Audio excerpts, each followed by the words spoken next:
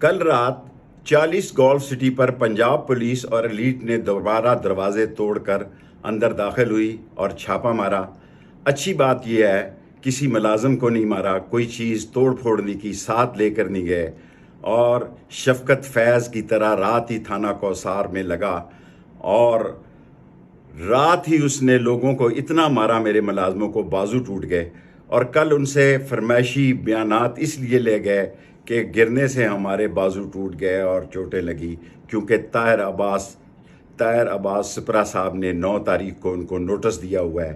یہی حال اشفاق وڑیچ صاحب کا ہے، جنہوں نے ملازمین کو نہ صرف مارا بلکہ گاڑیاں، گھڑیاں اور نقدی بھی لے گئے۔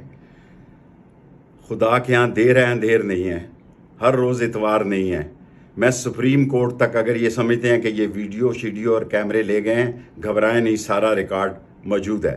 اب میں اداروں سے گزارش کرنا چاہتا ہوں، سارا ملک 9 مئی کے واقعے پر لعنت بھیجتا ہے اور اس کو شرمناک قرار دیتا ہے، کئی مرتبہ میں کہہ چکا ہوں، لیکن یہ ادارے ذرا پولیس میں اپنی ایجنسیوں کو بھیجیں کہ وہاں نامعلوموں کو نکالنے کے لیے اور نشاندہی کے لیے اور نامزدوں کو نکالنے کے لیے کیا وصولیاں اور کتنا پیسہ لیا جا رہا ہے، لوٹ مار کی جا رہی ہے، لوگ آگے ہی بہت تنگ ہیں۔ یہ ہماری فوج ہے، یہ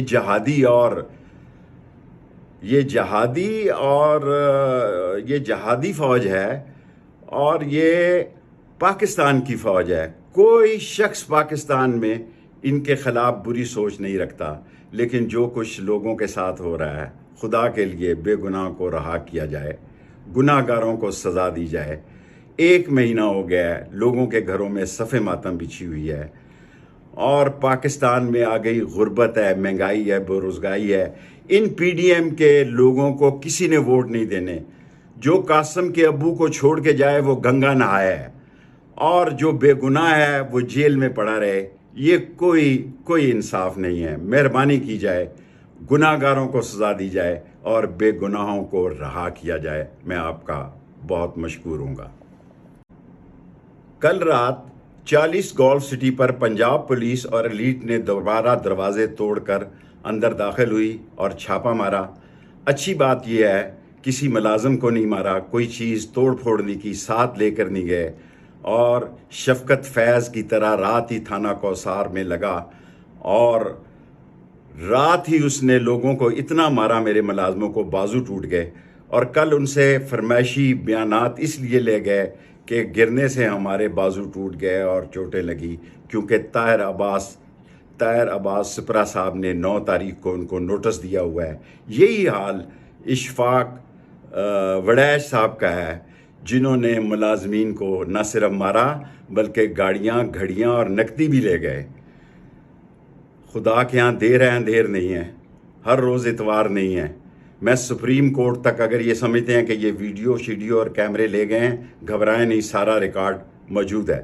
اب میں اداروں سے گزارش کرنا چاہتا ہوں، سارا ملک 9 مئی کے واقعے پر لعنت بھیجتا ہے اور اس کو شرمناک قرار دیتا ہے، کئی مرتبہ میں کہہ چکا ہوں، لیکن یہ ادارے ذرا پولیس میں اپنی ایجنسیوں کو بھیجیں کہ وہاں نامعلوموں کو نکالنے کے لیے اور نشاندہی کے لیے اور نامزدوں کو نکالنے کے لیے کیا وصولیاں اور کتنا پیسہ لیا جا رہا ہے، لوٹ مار کی جا رہی ہے، لوگ آگے ہی بہت تنگ ہیں۔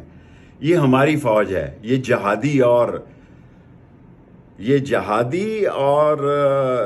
جہادی فوج ہے، اور یہ پاکستان کی فوج ہے۔ کوئی شخص پاکستان میں ان کے خلاف بری سوچ نہیں رکھتا، لیکن جو کچھ لوگوں کے ساتھ ہو رہا ہے، خدا کے لیے بے گناہ کو رہا کیا جائے، گناہ گاروں کو سزا دی جائے۔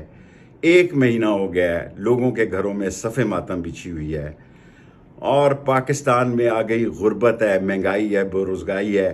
ان پی ڈی ایم کے لوگوں کو کسی نے ووٹ نہیں دینے۔ جو قاسم کے ابو کو چھوڑ کے جائے وہ گنگا نہائے ہے، اور جو بے گناہ ہے وہ جیل میں پڑا رہے۔ یہ کوئی انصاف نہیں ہے۔ مہربانی کی جائے، گناہ گاروں کو سزا دی جائے اور بے گناہوں کو رہا کیا جائے۔ میں آپ کا بہت مشکور ہوں گا۔